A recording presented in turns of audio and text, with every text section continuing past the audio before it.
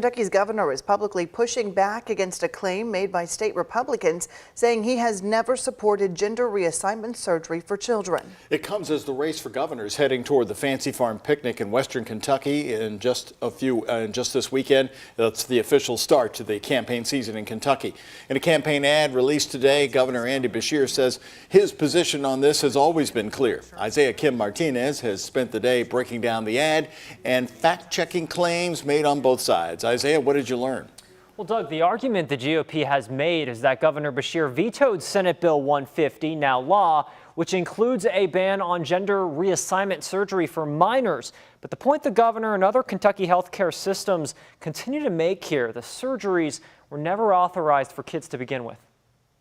That Andy Beshear would allow sex changes for children as young as 8 and 9 years old. For months, GOP-backed campaign ads have targeted Kentucky's governor, Andy Beshear, who is vying for re-election in November. Beshear even supports allowing school employees to secretly help children change genders. Attorney General and Republican nominee for governor Daniel Cameron tweeting this at the end of June, saying, quote, Andy Beshear and his liberal allies believe kids should have access to sex change surgery and drugs. Now, these attacks on me by Daniel Cameron are not true. Beshear's campaign is taking a public stance in its latest ad released Monday. I've never supported gender reassignment surgery for kids, and those procedures don't happen here in Kentucky. Two of the biggest children's healthcare systems in the state, Norton and the University of Kentucky, both confirm they've never performed this kind of surgery on kids, though both have been forced to halt programs providing other forms of gender-affirming care because of the new law taking effect. That under the age of 18, we're only talking about mental health therapy and then puberty-regulating drugs and hormone replacement therapies. Chris Hartman is the executive director of the Fairness Campaign, an LGBTQ+ advocacy group in Kentucky. He says they've never endorsed the surgery for youth either. It simply doesn't happen. It's not within the best practice standards of care. But to the Republican Party of Kentucky, it all comes back to Beshear's March veto of Senate Bill 150. An RPK spokesperson saying in a statement, quote, in the heat of a campaign, Andy Beshear is misleading voters about his true beliefs. Going on to say, quote, Kentuckians are smart enough to see through his lies. As far as the statement that youth gender reassignment surgery isn't happening anywhere in the state, I reached out to the state medical licensure board for confirmation. We're still waiting on a response as of news time. Doug.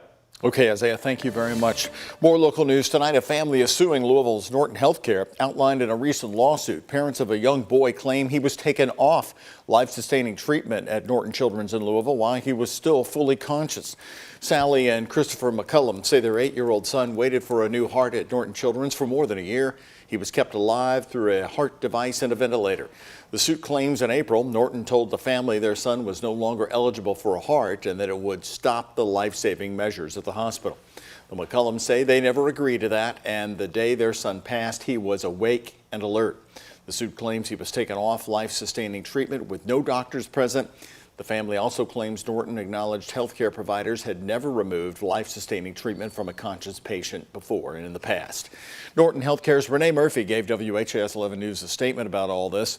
Quote, our clinical teams meet with families regularly to review care plans and medical options, and we work to maintain an open dialogue. Our priority is to provide quality care to all those who serve. Unfortunately, not every medical intervention is successful. They go on to say because of privacy laws, they cannot discuss specifics on individual patients. Today, Louisville's record-breaking violence once again a point of discussion in Frankfort. A local voice in violence prevention addressed the Committee on Health Services in the state capitol. The committee heard from several different leaders all across the state and all trying to curb violence in some way. Chris 2X is the leader of Future Healers here in Louisville. He was joined by a trauma surgeon from U of L Health and the director of transplants at the Jewish Traeger Center. He is hoping to spread the work they've been doing with the Future Healers to other parts of the state. If a family is not good with traditional therapy, which we're advocates for, we try to send families to therapy if they need therapy through our partnerships. But we have to have a game plan B, and that's these platforms we built for what we call nature-based therapy. Just last week, Governor Beshear released a crime report for the state, Homicide reports were down 33% from 2021. Drug offenses were down 13%, and robberies were down 16%. Take a look. Today you are looking at the aftermath from that massive fire in Clarksville, Indiana, right off the interstate there at the Best Western. Investigators are working to figure out what started this fire as we bring you this video from the WHAS11 Sky 11 drone today. The fire started at 10:30 in the morning on Sunday. It was so massive, Clarksville had to call in crews from Jeffersonville and New Albany. When Clarksville firefighters arrived on scene, they located a structured fire in the inside of a room. It had then spread, as you can see, through the attic, causing this massive blaze throughout the building. Kim Hussling was in her car at another hotel building nearby when she saw all the smoke.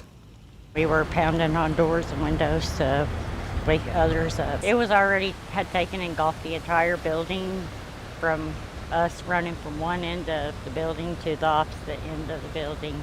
And it worked. Everybody at the hotel got out okay. She is grateful that nobody was hurt and her vehicle was not damaged in the parking lot. Clarksville, Indiana fire crews say this fire is still an ongoing investigation as they work to figure out how it started.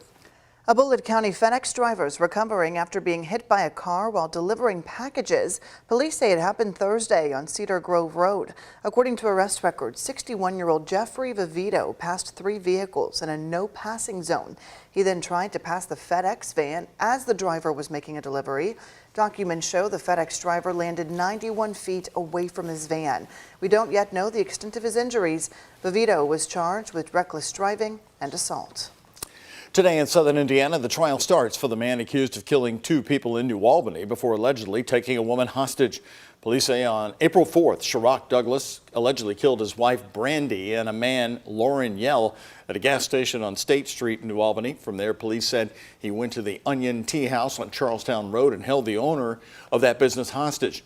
Douglas was eventually shot by police and then taken into custody. He's charged with 2 counts of murder, 1 count of attempted murder, kidnapping, and robbery. Today, jury selection began in the trial. WHAS 11 News will be following this case as it starts. A possible strike in southern Indiana has been averted for now. Yellow Corporation freight truck drivers with the Teamsters Union are fighting their company for better benefits. As of last night, the drivers will not go on strike after some of their demands were met. According to its website, Yellow Corporation's the 5th largest freight trucking company in the United States. They have locations in both Louisville and Jeffersonville. The Teamsters Union president said the company has claimed it will be out of money by August. That means it hasn't paid the organization in charge of their health care and their benefits. However, those health care benefits have been extended, so the drivers still have insurance for now. The 2 parties are still negotiating fair contracts. Yellow Freight claims a strike could cost the company as many as 30,000 jobs nationwide. More local news here at 5. Its days are numbered. Demolition equipment moving into place today focused on the beloved Louisville landmark known as the Teepee in Cherokee Park. It's going to be torn down this week, the end of the line for the unique structure built about 60 years ago, coming after an emergency order from the city. As WHAS 11's Alexis Jones and photojournalist Jessica Farley report, the city says it's in imminent danger of collapsing. In the heart of Cherokee Park, the Hogan Fountain Pavilion still stands 60 years later. It's such a unique looking structure. It's got all the memories of when we were kids growing up. John Ellison remembers the day the teepee was built. He now says it hurts to see it go. I don't know why all the history of Louisville is if somebody doesn't like it, it disappears. Repairing's always cheaper than building new. However, Deputy Mayor Nicole George says repairs would have cost the city much more. Would have been almost $1 million and would have impacted the historical integrity of the structure. She says Metro government already spent $80,000 to improve the pavilion, but several assessments over the years shown the structure is unstable. George says she understands the teepee means a lot to so many. That's why the city plans to get the community's input on a new structure very soon. And while some feel replacing it is a good idea, Allison says the city is just tearing down fond memories. George says demolition will begin early this week. It's expected to have minimal impact on the rest of the park. In Cherokee Park, Alexis Jones, WHAS 11 on your side. Well, the current pavilion, built in 1965, replaced one that was first built on that site in 1895. Keep in mind the Olmsted firm opened Cherokee Park in 1892. So why the teepee design? Well, it matched the architecture of the time in the 1960s.